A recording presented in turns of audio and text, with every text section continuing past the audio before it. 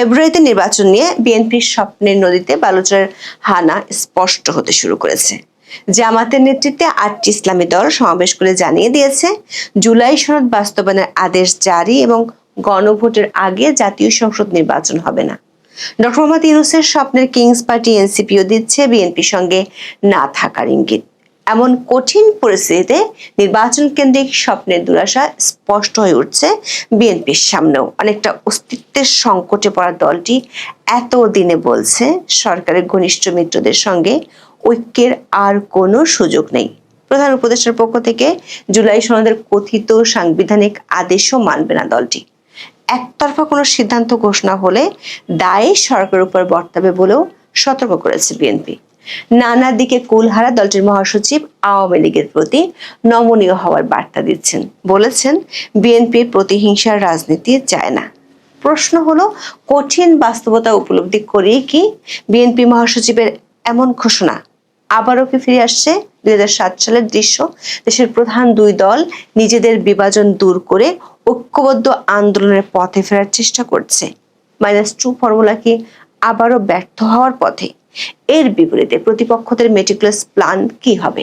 নানামুখী চাপে দিশেহারা অধ্যাপক ইউনূসের নেতৃত্বে নতুন কি কৌশল দেখা যেতে পারে আগামী কয়েকদিনের রাজনীতিতে? বিস্তারিত জানতে চলুন যাওয়া যাক বিশ্লেষণে।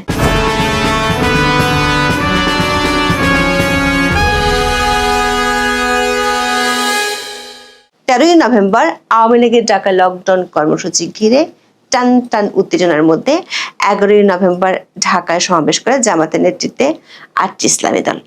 কর্মসূচি থেকে পরিষ্কার জানিয়ে দেওয়া হয়, জুলাই সনদ আদেশ এবং গণভোটের আগে সংসদ নির্বাচন হতে দেওয়া হবে না। সমাবেশে জামাত এবং মিত্র দলের নেতারা বিএনপির বিরুদ্ধে রণহুঙ্কার দিতেও ছাড়েননি।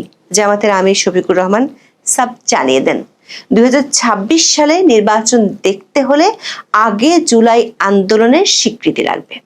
দর্শক, অসুস্থ হওয়ার পর গত কয়েক মাস ধরে জামাতের আমির তেমন একটা বক্তব্য দেননি, কিন্তু ১১ই নভেম্বর একেবারে হুঙ্কার দিয়ে বলেছেন, যারা জুলাই মানবেন না তাদের জন্য ২৬ সালে কোনো নির্বাচন নেই। বিএনপির নাম অবশ্য মুখে নেননি জামাতের প্রধান। তা না করে তিনি বলেছেন, জনতা কি চায় কান পেতে বোঝার চেষ্টা করতে হবে। যারা এটি বুঝতে ব্যর্থ হবে তাদেরকে নিজেদের পরিণতির জন্য প্রস্তুত থাকতে হবে। সমাবেশে চূড়ান্ত হুমকি দিতেও ছাড়েননি শফিকুর রহমান। ৮ দলের নেতাকর্মীদের তৈরি থাকতে বলেছেন, যেন তেন নয়, একেবারে দুর্বার গতিতে আন্দোলন চালাতে চায় জামাত। সমাবেশে জামাতের অন্য নেতারাও ছিলেন রণমূর্তিতে। দলের সহকারী সেক্রেটারি জেনারেল হামিদুর রহমান আজাদ বিএনপিকে হাইকোর্ট দেখিয়ে ছেড়েছেন। বলেছেন, সংবিধান মেনে সব করলে ২৬ সালে নির্বাচন অনুষ্ঠানের কথা কোথাও লেখা নেই। সংবিধান অনুযায়ী নির্বাচন হওয়ার কথা ২৯ সালে। সমাবেশে খেলাফত মজলিসের আমির মামুনুল হকের হুমকির ভাষাও ছিল পরিষ্কার।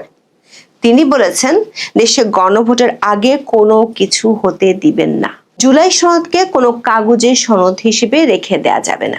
অবিলম্বে সরকারি আদেশের মাধ্যমে এর আইনি ভিত্তি দিতে হবে।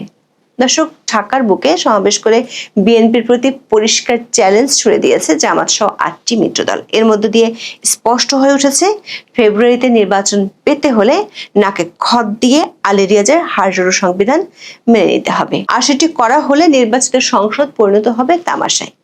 ভোটে জিতলেও বিএনপির একমাত্র দায়িত্ব হবে হাড়জোড়ো সংবিধানকে অনুমোদন। আবার সেই সংবিধানের মাধ্যমে কেবল দেশ গভীর অচলাবস্থায় পড়বে না, নিজেদের রাজনৈতিক কবর নিজেদেরই খুঁড়তে হবে বিএনপিকে। এমন এক জটিল সংকটে অনেকটা দিশেহারা বিএনপি খুঁজছে বের হওয়ার উপায়। দলের শীর্ষ নেতৃত্ব বুঝতে পারছে, নির্বাচনের স্বপ্ন মরীচিকায় পরিণত হয়েছে। বিএনপির কয়েকটি সূত্র থেকে আমরা নিশ্চিত হয়েছি, 10ই নভেম্বর রাতে জরুরি বৈঠকে কঠিন বাস্তবতা মেনে কঠোর হওয়ার সিদ্ধান্ত হয়েছে। এর অংশ হিসেবে 11ই নভেম্বর দলটির প্রভাবশালী নেতারা দিয়েছেন শক্ত বার্তা।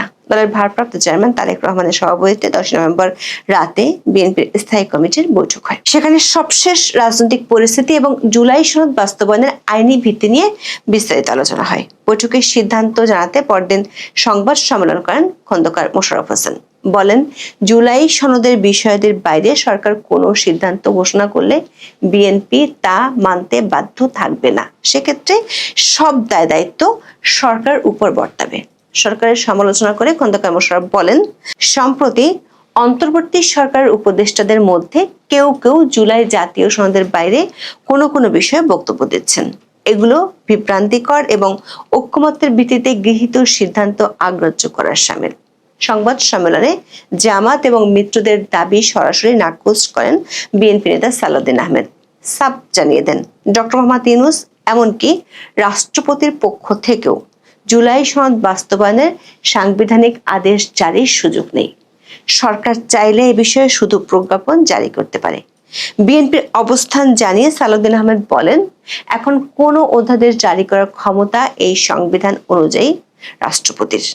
যদি কোনো আদেশ জারি করতে হয়, সেই আদেশের মর্যাদা যদি আইনি হয়, সেই আদেশ জারি করার মতো কোনো সাংবিধানিক অবস্থা এখন বাংলাদেশে নেই। বিদ্যমান সংবিধানে একমাত্র অধ্যাদেশ প্রণয়ন করা ছাড়া রাষ্ট্রপতির অন্য কোনোভাবে আইন প্রণয়নের ক্ষমতা নেই বলেও স্পষ্ট করেন তিনি। দর্শক, বিএনপি এতদিন কেবল প্রধান উপদেষ্টার পক্ষ থেকে সাংবিধানিক আদেশ জারির এখতিয়ার নিয়ে প্রশ্ন তুলেছিল। এবার তারা আরো এক ধাপে গিয়ে রাষ্ট্রপতির পক্ষ থেকে এমন আদেশ দেওয়ার সুযোগ নেই বলেছে। অর্থাৎ বিএনপি বুঝিয়ে দিয়েছে জুলাই সনদ এখন পুরোপুরি একটি ডেড হর্স। এটি কেন্দ্র করে তারা আর কোনো পাতানো খেলায় পা দিতে রাজি নয়। সংবাদ সম্মেলনে জাতীয় নির্বাচনের আগে গণভোটের দাবিও শক্ত ভাষায় নাকচ করেছে বিএনপি। এর অর্থ হলো জামাত সহ 8টি ইসলামী দল, এমনকি এনসিপির দাবি বিএনপি তুড়ি মেরে উড়িয়ে দিয়েছে। প্রশ্ন হলো, তাহলে ফেব্রুয়ারিতে নির্বাচনের কি হবে? বিএনপির নীতি নির্ধারকেরা বর্তমান সরকারের অধীনে নির্বাচন না হওয়ার সম্ভাবনা মেনে নিয়েছেন বলে কয়েকটি সূত্র নিশ্চিত করেছে। এখন মাঠে শক্তি প্রদর্শনের মনোযোগ দিতে চায় দলটি। সেক্ষেত্রে আগামীতে দেখা যেতে পারে নতুন মেরুকরণ। দলের মহাসচিব মির্জা ফখরুল ইসলাম আলমগীর 11ই নভেম্বর ঠাকুরগাঁয়ে অনেকটা ইউটার্ন নেয়ার মতো বক্তব্য দেন। আওয়ামী লীগের কার্যক্রম নিষিদ্ধের সিদ্ধান্তকে তাৎক্ষণিক অভিনন্দন জানানো মির্জা ফখরুলের কণ্ঠে এদিন শোনা যায় একেবারে ভিন্ন সুর। বলেন, বিএনপির প্রতিহিংসা ও প্রতিশোধের রাজনীতি করতে চায় না। আওয়ামী লীগ যেভাবে নির্বিচারে মামলা করেছে সে পথে তারা হাঁটতে চান না, বরং স্থানীয় পর্যায়ে আওয়ামী লীগের বিরুদ্ধে হয়রানিমূলক মামলা তুলে নেওয়া হবে। জামাত সহ কয়েকটি দল পিআর পদ্ধতির নামে জনগণের উপর জবরদস্তি করছে বলেও অভিযোগ করেন বিএনপির মহাসচিব। দর্শক, বিএনপির অবস্থানের নানামুখী পরিবর্তনের ইঙ্গিত থেকে সামনের রাজনীতির মাঠের নতুন মেরুকরণের সম্ভাবনা স্পষ্ট হয়ে উঠেছে। সেই সঙ্গে অধ্যাপক ইউনূসের ঘনিষ্ঠ মিত্রদের নির্বাচন নিয়ে অনীহাও পরিষ্কার হচ্ছে। একই সঙ্গে স্পষ্ট হচ্ছে বিএনপির সঙ্গে দূরত্ব। এনসিপির পক্ষ থেকে ইঙ্গিত এসেছে তাদের সঙ্গেও বনিবনা হচ্ছে না বিএনপির। দলের নেতা হাসনাত আব্দুল্লাহ 11ই নভেম্বর জানান, সংস্কারের পক্ষে থাকা দলের সঙ্গে এনসিপি কেবল জোটবদ্ধ হতে আগ্রহী। যারা সংস্কারের বিপক্ষে, জন আকাঙ্ক্ষার বিরুদ্ধে অবস্থান নিয়েছে, তাদের সঙ্গে কোনো জোট হবে না। নভেম্বরে হিমেল বাতাসের মাঝে এসব মেরুকরণে রাজনীতির মাঠ এখন উত্তপ্ত। সেই সঙ্গে বাড়ছে ব্যাপক সংঘাত, সহিংসতার আশঙ্কা। বিএনপির কঠোর অবস্থানের প্রেক্ষাপটে সরকারের ভূমিকা কি হতে যাচ্ছে তা নিয়ে চলছে জল্পনা কল্পনা। আইন উপদেষ্টা অধ্যাপক আসিফ নজরুল 11ই নভেম্বর জানান, রাজনৈতিক দলগুলো সমঝোতায় আসেনি, ফলে জুলাই সনদ বাস্তবায়নের পদক্ষেপ অন্তর্বর্তী সরকারকে নিতে হচ্ছে। সেই পদক্ষেপ 2 থেকে 3 দিনের মধ্যে জানানো হবে। অন্তর্বর্তী সরকার ক্ষমতায় আসার 15 মাসে সবচেয়ে বেশি মাতামাতি হয়েছে সংবিধান সংস্কার নিয়ে। আলী রিয়াজের পরিচালনায় মাসের পর মাস চলেছে নাটক। সরকারের মিত্র দলগুলোর সঙ্গে আলোচনা, টেলিভিশনের লাইভ সম্প্রচার হয়েছে।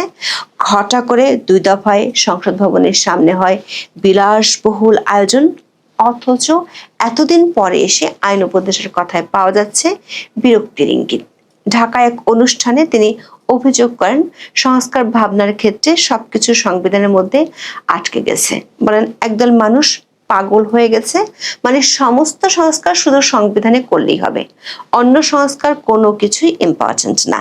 আইন উপদেষ্টা বলেন, একটি বইয়ের মধ্যে কতগুলো ভালো ভালো কথা লিখে রাখলেই সবকিছু ভালো হয়ে যাবে না। সংবিধান কোনো ম্যাজিক নয়, দর্শক, প্রধান উপদেষ্টা সহ অন্তর্বর্তী সরকারের মিত্ররা মাসের পর মাস ধরে নতুন সংবিধানে নতুন বাংলাদেশ গড়ার গাল গল্প শুনিয়েছেন। আলী রিয়াজকে উড়িয়ে আনা হয়েছে যুক্তরাষ্ট্র থেকে। দিনের পর দিন কেটেছে শাসনতন্ত্র বদলে দেওয়ার তত্ত্ব তালাশ। দেশের সব সংকটের মূল ৭২ রচিত সংবিধান, এমন বয়ান এখনো দিয়ে যাচ্ছেন সরকারপন্থীরা। অথচ আসিফ নজরুল এতদিনে বলছেন সংবিধান একটি বই ছাড়া আর কিছুই নয়।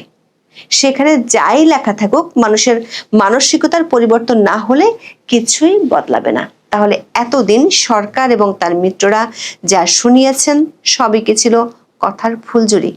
ঘটা করে মাসের পর মাস ধরে চলা আয়োজনের সবই কি ছিল পণ্ডশ্রম? এসব করতে গিয়ে দেশকে খাদে ঠেলে দেওয়ার দায় তাহলে কাদের? কিভাবে হবে এর জবাবদিহি? এখন এ পর্যন্ত। সবাই ভালো থাকুন, সুস্থ থাকুন।